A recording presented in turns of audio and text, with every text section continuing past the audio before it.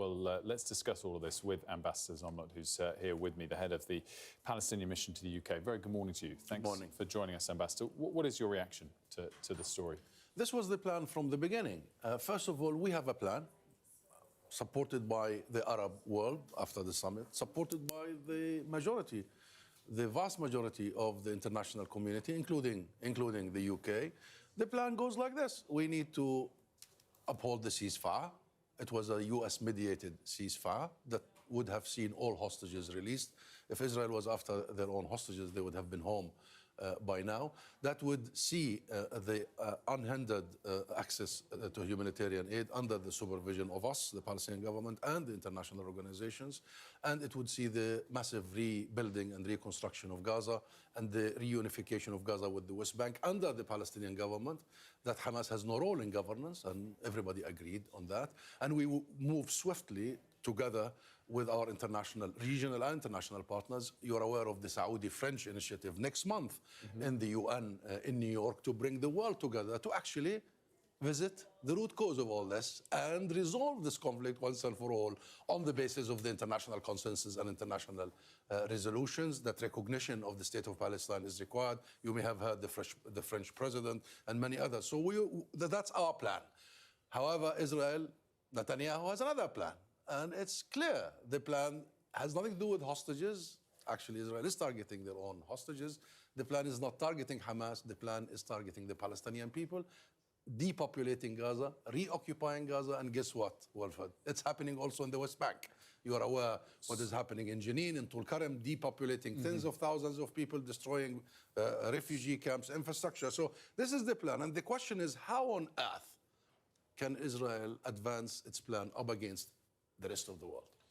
Well, there's a lot to get to there, but let's pick up on your final point first of all, because yesterday the Prime Minister spoke to the President of France, President Macron. A spokesperson said they had deep concern at the recent developments and that they agreed a renewed peace process was required. Is that enough? I mean, you asked the question, how can they proceed if the international community is against it? Is the international community, is Prime Minister Starmer doing enough in your eyes? Much more is needed, absolutely. We've just concluded a visit by my Prime Minister, and there were a lot of conversations about this, about moving in a different direction, about the need of the international community, including the UK, to enforce international law rather than call for it. So if you want to enforce this, stop calling and asking Israel to abide by international law. Enforce it. And this requires sanctions on the illegal practices, including the settlements and the settlers. This requires arms embargo. This requires accountability against all war criminals and respecting the independence of the International Criminal Court. And this requires the recognition of the state of Palestine. If you want Netanyahu to listen, take action. Do you think that this plan, as was announced, and we'll have to see exactly how it manifests, comes with the explicit approval or implicit approval of President Trump? And is that really what matters here, as much as you might like to see more from Prime Minister Starmer? Well, we know that Netanyahu will not be able to do what he's doing without the support of the US. And remember, when President Trump and his team asked Netanyahu to stop in January, they did stop immediately. A ceasefire was achieved. And we saw the beginning of exchanging hostages. We saw the beginning of resolving the situation. So, yes, there is a responsibility on the US, being the closest and the biggest supporter of Israel and Netanyahu. And here is the conversation and the discussion about the rest of the world.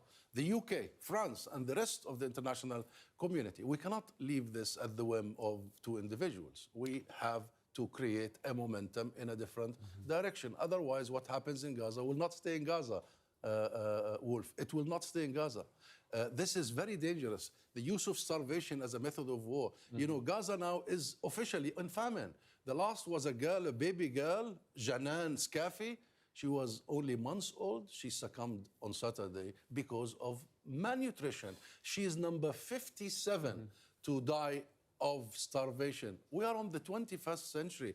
To starve an entire population, displace an entire population, and announce it, that this is your policy, and now you want to depopulate again to the south and reoccupy Gaza. So there is no conversation here. We need to create an opposite force. Sorry. We have to create an opposite force to this force of complete and utter zero-sum game by Netanyahu and his coalition. I want to talk about the humanitarian situation in just a moment, but I guess to come back to one of, if not the key causes for where we are, and it's a question I feel like we've asked so many times, and forgive me for asking it again, but you must regret that all of the hostages have not been released? Would that change things? I would have wanted, of course, from day one, we all wanted the hostages to be released.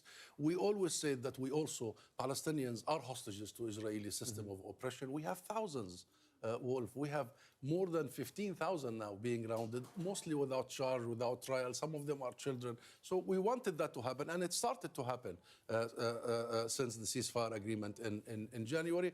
But Netanyahu is not interested in the hostages. Ask the families of the hostages. He is interested in this moment of time to advance his ideological agenda together with Ben Gvir and Smotrich. That agenda believes in one thing.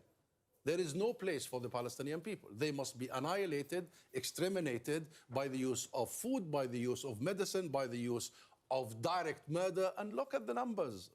This is, and not just in Gaza, it's all over, wherever Palestinians are. So this is rather all these pretexts about this and that, release the hostages. You think Israel seriously just interested in that? I mean, it doesn't add up. It does not add up. Of course, that is not Netanyahu's stated aim, and they would deny some of the framings there that you've mentioned. Tell us the situation at the moment on the ground, the humanitarian situation. It's apocalyptic. You know what? It's post-apocalyptic. It's people, and I am from Gaza. I speak to my family and I speak to my friends. I'm from Rafah. I was born in Rafah. Rafah is completely annihilated, totally destroyed, demolished. Like, I have seen images of Rafah, aerial images. This is the city I grew up in. I dread the day I go back. I could not realize or relate to any of the streets that I used to. This is unimaginable that an entire population will go through this for this long. 19 months, total besiegement, denial of entry of basic needs, forcing them to be displaced. 1.9 million of the 2.3 million are now displaced, not only once or twice, more than 10 times. And Netanyahu now and the government asked them to be displaced again. And then, you know, the bombardment, the carpet bombing on a daily basis. And now people have no access to food, no access to hospitals. This is not only apocalyptic, but the most important question, how this will affect the rest of us and the world, how this will affect our international system, how this will affect the next war mongers, how the normalization of starving children, the normalization of targeting ambulances, the normalization of besieging an entire population will be received by other quarters and other criminals. This is the big challenge facing us. This will go much beyond Gaza, in my opinion. Ambassador, thank you for joining us this morning. We appreciate it.